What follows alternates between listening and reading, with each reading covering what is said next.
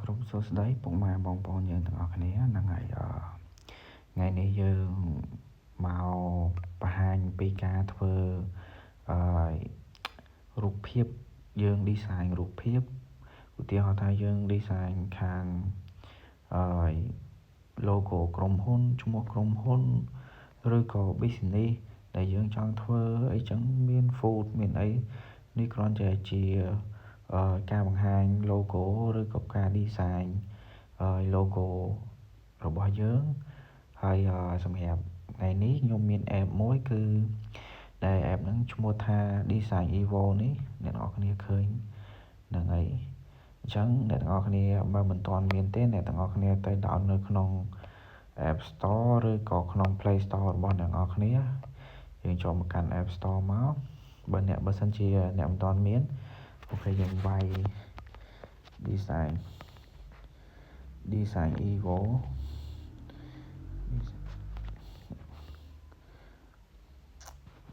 ផ្សេងខុសអូខេមកដល់កន្លែងនេះអ្នកនរគ្នាឃើញ Design Evo logo marker អូខេអ្នកនរគ្នាចុច download មកតែសម្រាប់ខ្ញុំគឺខ្ញុំ download ហើយអញ្ចឹងខ្ញុំ open តែម្ដងឥឡូវចូលមកដល់វាដំបូងចូលមកដល់គឺវា load ចេញមកវាមានច្រើនអ្នកនរគ្នាអាចរើសបានវាមានឧទាហរណ៍ថាកន្លែង popular នេះហ្នឹងមានន័យថាកន្លែងហើយគេនិយាយទៅ logo អីគេមានស្រាប់ឲ្យយើងចឹងហ្មងរឿងបើសិនជាយើងចង់ដាក់ company យើងឈ្មោះអីឬក៏ logo ហាងកាហ្វេអីឈ្មោះអីអ្នកនរគ្នាអាចមើលនៅក្នុងវាបាន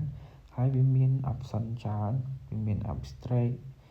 animals art painful section ហើយ business អីច្រើនគឺវាមានតាមជាក់ស្ដែងអញ្ចឹងបើសិនជាអ្នកនរគ្នាឧទាហរណ៍ថាឥឡូវអ្នកនរគ្នាចង់ដាក់ខាង technology អ្នកនរគ្នា technology វានឹងមាន style ចែកមកច្រើនអូខេឥឡូវអ្នកនរគ្នាឧទាហរណ៍ថាខ្ញុំដាក់ឲ្យខាងក្រោមគេនេះtechnology នេះអូខេអ្នកនរគ្នានឹងឃើញអញ្ចឹងអ្នកនរគ្នាអាចសារ៉េបានអ្នកនរគ្នាគ្រាន់តែចុចលើ click មកអ្នកនរគ្នាអាចសារ៉េបានមកអញ្ចេះយើងអាចវាយឈ្មោះយើងឈ្មោះឧទាហរណ៍ថាដាក់អីគេយើងដាក់ឧទាហរណ៍យើងដាក់ Evo យើងដាក់ voltage អីអញ្ចឹងទៅយើងដាក់ voltage ឧទាហរណ៍នេះគាត់នេះយើងដាក់មិនក៏បានអូខេហ្នឹងសម្រាប់តាមចិត្តយើងបើយើងអត់ចង់បានអា company name នេះទេយើងលុបខ្វែងចោលមកចឹងអានេះយើងព្រមបានយើងមាន style មានការលេងនិយាយទៅឲ្យយើងអាចធ្វើបានហើយវាស្រួលមួយដែរវាមិនចាំបាច់ឲ្យយើងត្រូវទៅ design ឬក៏ត្រូវហៅអ្នកហើយ design អីមក design ឲ្យយើងទេយើងអាច design ខ្លួនឯងបានហើយសម្រាប់រូបនេះយើងអាចដូរ color ដូរពណ៌អីអូខេ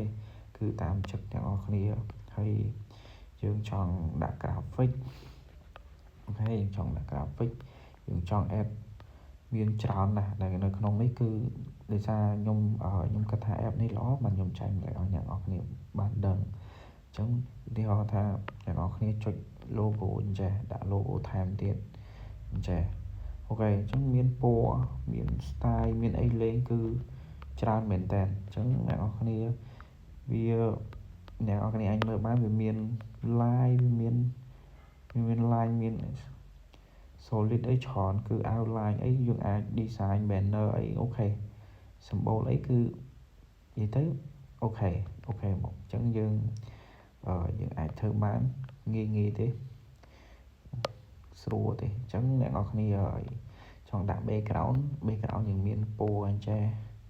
ឬក៏យើង add ស្រេចពណ៌អញ្ចេះមកអូខេនឹងតាមចិត្តអ្នកនរគ្នាទេនេះខ្ញុំគ្រាន់តែជាឧទាហរណ៍ជាក់ស្ដែងការបង្កើតការ design រូបភាពអូខេអញ្ចឹងហើយសម្រាប់ការ design យើងក៏មានតែប៉ុណ្្នឹងទេដោយសារតែ app នេះគឺស្រួលអត់មានចាំបាច់អីញ៉ៃច្រើនបង់លុយបងអីទេគឺយើងអាច design បានដោយខ្លួនឯងអូខេអញ្ចឹង